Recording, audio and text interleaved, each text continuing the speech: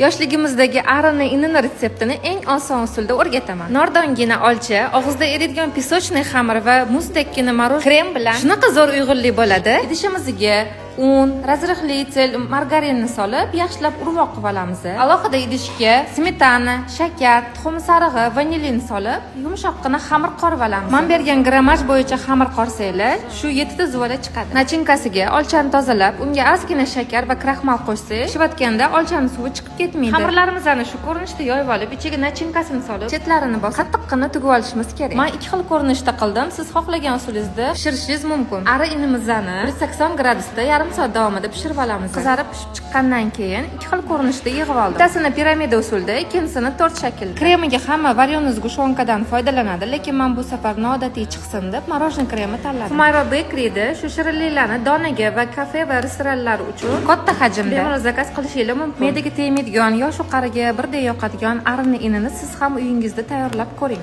Hech qanaqa sir asrorlarini bekitmasdan o'rgatdim. Bitta yurechani qizartirib ketish esingizdan chiqmasin.